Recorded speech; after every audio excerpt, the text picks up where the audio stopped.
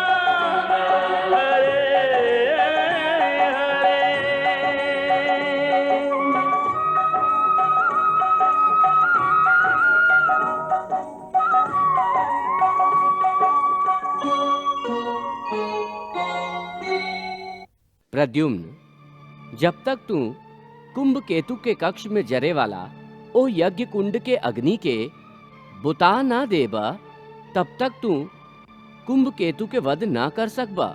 और जब तक कुंभ केतु जीवित बा, शंबरासुर के वध असंभव बा। हम कुछ समझ ली ना देवर्षि। कुंभ केतु के वध से ओ यज्ञ कुंड के का संबंध बा? कुंभ केतु के पत्नी कामनी के साक्षात यम देवता से ई वरदान प्राप्त भइल बा कि जब तक यज्ञ कुंड में अग्नि जरत रही, केहू कुंभ केतु के वध ना कर सकी। एकर माने त ई भइल कि कुंभ केतु से युद्ध करे से पहले हमके वो यज्ञ कुंड और ओकर अग्नि के नष्ट करे के हुई।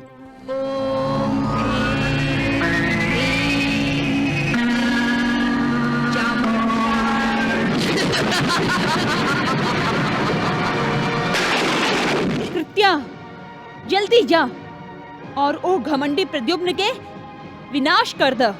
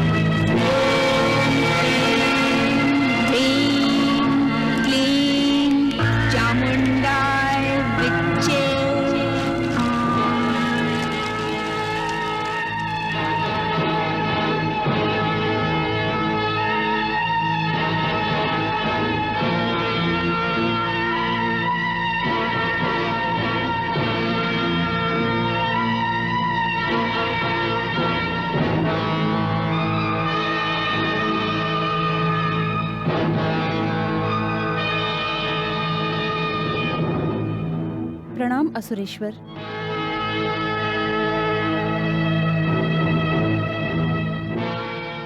का भइल? का बताई बहू, का बताई? बताई ना, का भइल? कैसे बताई बेटी? ना हमरा में बतावे के साहस बा, ना तोहरा में सुने के साहस बा। कैसे कहीं कि हम तोहार अपराधी हैं, हम तोहार अपराधी हैं। अपराधी? और हमार? हाँ बेटी हाँ। ये आप का कहत हैं? ओ ग्वाला पुत्र प्रद्युम्न हमार कुंभ केतु के भी वध कर दिलस। ना! ई ना हो सकेला, असंभव भाई, ई ना हो सकेला, ई असंभव बा। कृष्ण और कृष्ण के बेटा खातिर कुछ भी असंभव नहीं खे कामिनी, कुछ भी असंभव नहीं खे। ओ शत्रुपुत्र, ओ सपोलाता द्वारिका के महासर्प से भी महाभयंकर निकलल। एक के बाद एक ऊ हमार बेटन के डस लेलस। ओकर महाविष से हमार कुंभ केतु भी ना बच सकल। ना, ये सत्य ना हो। आप झूठ बोलत हैं, झूठ बोलत हैं आप। हमार मांग सुन कैसे हो सकेला? हम सुहागिन हैं, सदा सुहागिन। हम ये सत्य के माने खातिर तैयार ना रही कामिनी, बाकी सत्य तो सत्य ही होखेला ना। ये सत्य ना हो। देखी, यज्ञ कुंड में अग्नि जल रहल बा। हमार पति जीवित बाड़न। हम सुहागिन हैं और सदा सुहागिन ही रहब। अग्निदेव हमके वरदान देले बाड़न। हमार पति के अमर जीवन प्रदान कैले बाड़न। तू वे देवतन के भ्रम में मत आइह कामिनी। हम ए देवतन के अच्छा तरह से जानत हई। ई देवता लोग हमरा विरुद्ध चाल चलले बाड़न, षड्यंत्र रचले बाड़न, छल कैले बाड़न हमरा साथे। प्रद्युम्न उनके चाल से बड़ भइल बा।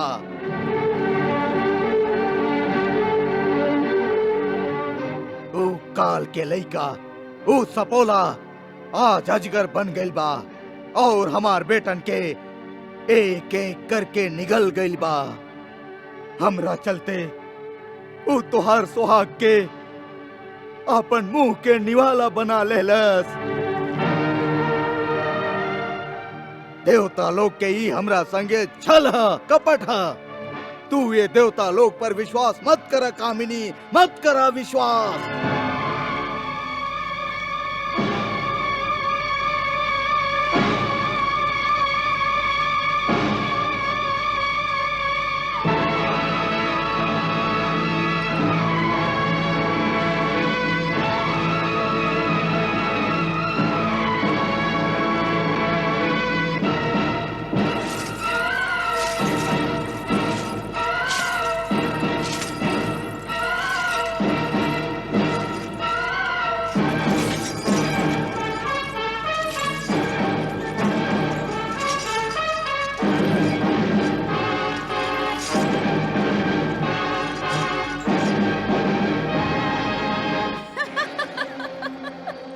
हम सुहागिन हैं, सदा सुहागिन। अग्निदेव हमार पति के अमृत दिहले बाड़न। अग्निदेव, अग्निदेव आपके आग के ई लपट हमार पति के चिता के भी जराई, जराई ना? फिर हम आपके इहवा काहे रखी, काहे रखी हम आपके इहवा, काहे?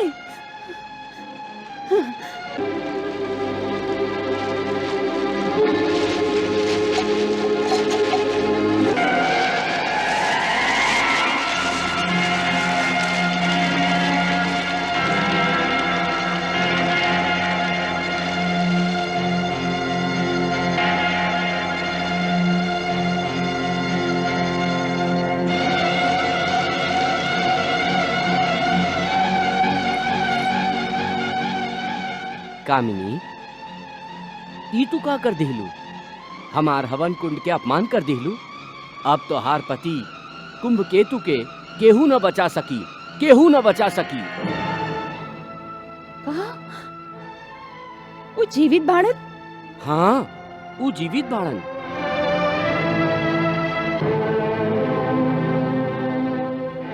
तो फिर ई का कहत बाड़न?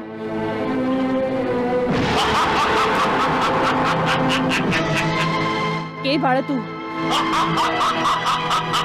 के बाड़ा तू?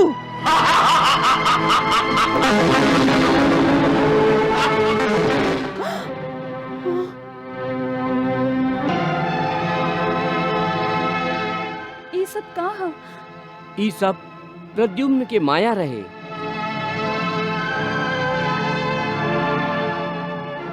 माया? तो फिर हमके देखा ही काहे न दिलस? ऐसे कि तू यह पवित्र यज्ञ के प्रयोग आसुरी विद्या खातिर करके एके अपवित्र कैलू है। ऐसे कि तोहार आंख पर पर्दा पड़ल है। कामिनी, तू अपन विनाश खुद अपना हाथे कैलू है। ए विनाश के पहला शिकार कुंभ केतु बाड़न। उ प्रद्युम्न के हाथों मारल जई हैं, मारल जई हैं उ।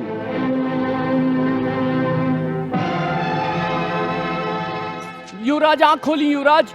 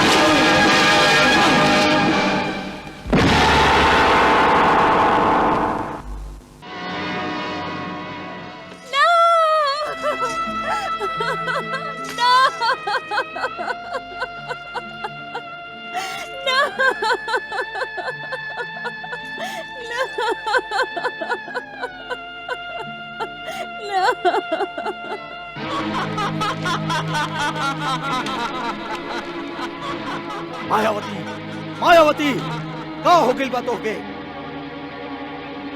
का भइल ह? कुछ भी तो ना भइल। हमके कुछ भी तो नइखे भइल। आपके अचरज नइखे होत स्वामी कि हम जीवित हई? अरे एक एक करके जेकर सब बेटा युद्ध में मारल जाए वो माई जीवित बा। ई अचरज नइखे त का ह सुरेश्वर? बोली का ह? मायावती, होश में आवा मायावती, होश में आवा। काहे पागल जैसन बात कर रहल बाड़ू? हाँ, हम पागल हो गए हैं, पागल। हम माई हैं हम। अपन हृदय के टुकड़ा के मृत्यु पर हम पागल ना होखब तो और के पागल होई? आप तो निर्दयी हैं। त्रिलोकपति बने के लालसा में आपन महत्वाकांक्षा पर आप हमार सब बेटन के बलि चढ़ा देली। मायावती, काहे अपन बेटन के हत्या के आरोप हमरा पर लगा रहल बाड़ू? अपन बेटन के हत्या हम ना कैले हई, शत्रु के बेटा कैले बा। बाकी एकर कारण खाली आप हैं। आप समय के चेतावनी पर ध्यान ना दिहली। समय बार बार आपन भविष्यवाणी सुनौले रहे। बाकी आप अपन शक्ति के घमंड में आपन कान पर हाथ रख ले रही। मायावती, हम तुहार अनाप शनाप बात नहीं सुनल चाहत। आज आपके सुने के पड़ी। हमार हृदय से निकले वाला हर वेदना के आपके सुने के होई। आप ही द्वारिकाधीश थे, जानबूझ के युद्ध कैले रही। आपके समय आगे बढ़े से रोक ले रहे। दासी के हाथ से आरती के थरिया गिर गई रहे। बाकी आप अपन विनाश के रास्ता पर पहला पैर रख देले रही। हाँ, और युद्ध में हमार बेटा मायासुर मारल गईल। ओकरे प्रतिशोध लेवे खातिर हम प्रद्युम्न के वध के कोशिश कैले रही। और हमार सब बेटन के मरघट पहुंचा देली आप। हाँ। प्रतिशोध के यही आसुरी भावना हमरो के अंधा कर देले रहे। हम रुक्मिणी के गोदी उजाड़े के प्रयास कैली और आज हमरे गोदी उजड़ गई। रुक्मिणी के गोदी जरूर उजड़ी मायावती, जरूर उजड़ी। हम अपन बेटन के हत्यारा प्रद्युम्न के जीवित ना रहे देव, सर्वनाश कर देव, सर्वनाश। सर्वनाश तो हो गई महाराज, हो गई सर्वनाश। असुरन के राज शमशान भूमि में बदल गई बा और यही शमशान भूमि में हमरो चिता जरा दी। हम हूँ अपन बेटन के साथे मर जाइल चाहत हई। हाँ, मर जाइल चाहत हई। हम मर जाइल चाहत हई। मायावती, यदि तू हमार साथ छोड़ चाहत हो तो छोड़ द। बाकी हम प्रद्युम्न और ग्वाला कृष्ण के ना छोड़ब, ना छोड़ब।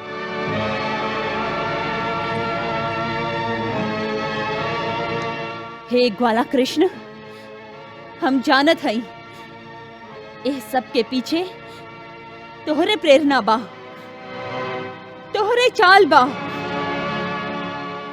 तू ही ई संहार करवावे वाला बाड़ो।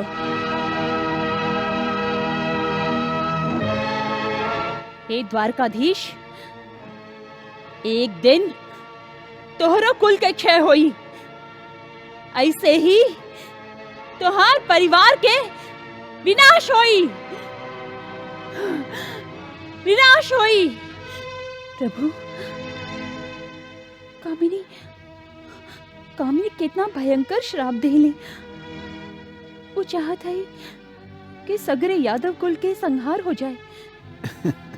देवी, अपना पति कुंभकेतु के मृत्यु हो गेला के बाद कामिनी दुख के आवेग में बाड़ी और उनका इस समय यह बात के पता नहीं खे कि वो का कह रहल बाड़ी।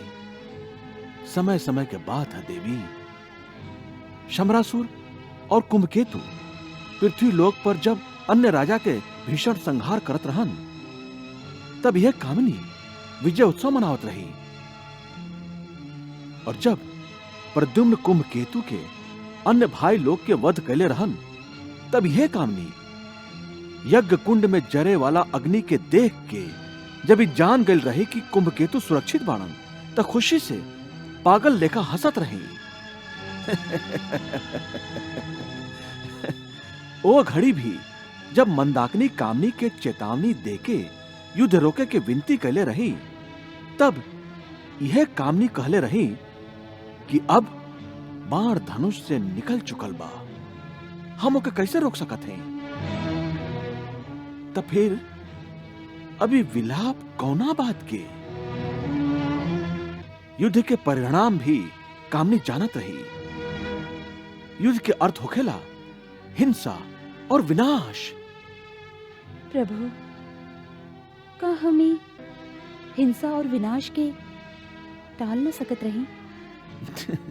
देवी, ऐसा हिंसा और विनाश के टाले के अर्थ यह होई जैसे धर्म अधर्म के सामने अपन सर झुका देलस, सत्य असत्य के प्रणाम कैलस और न्याय खुद अपना हाथे अन्याय के स्थापना न्याय के मंदिर में कर देलस। देवी, का ये सब उचित होई? ना प्रभु ना, ऐसन अनर्थ तो उचित हो ही ना सके। पृथ्वी लोक पर धर्म के ही स्थापना होके के चाहिए और अधर्मियन के हमेशा विनाश ही होके के चाहिए।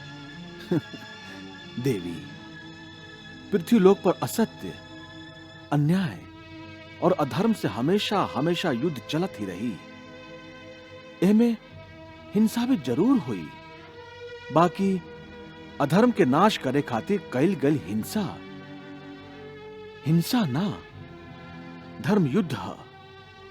प्रद्युम्न भी धर्म युद्ध कर रहल बा। ए पृथ्वी लोक पर सत्य, न्याय, धर्म और नीति की स्थापना करे खातिर असत्य, अन्याय, अधर्म और अनीति के विनाश कर रहल बा। जब प्रद्युम्न शमरासुर के वध करी, तब सत्य, न्याय और धर्म की स्थापना करे के उद्देश्य कुछ हद तक पूरा हो जाए। प्रभु, इतना अधिक तो विनाश हो चुकल बा। शमरासुर के सब बेटा मारल गईलन। अब का शमरासुर असत्य, अधर्म और अनीति के मार्ग से हटके सत्य, धर्म, नीति एकर मार्ग अपनाई है? असंभव बा देवी, असंभव बा। तब वो शमरासुर के समरे और पश्चाताप करे के अवसर तक अवश्य देवे के चाहिए। हम देव ऋषि नारद के शमरासुर से भेंट करे खातिर भेजले हैं। वो शमरासुर के जरूर एक बार फिर सत्य के मार्ग दिखावे के प्रयास करी हैं। देखत है शमरासुर पर एकर का प्रभाव पड़ा था। कृष्णा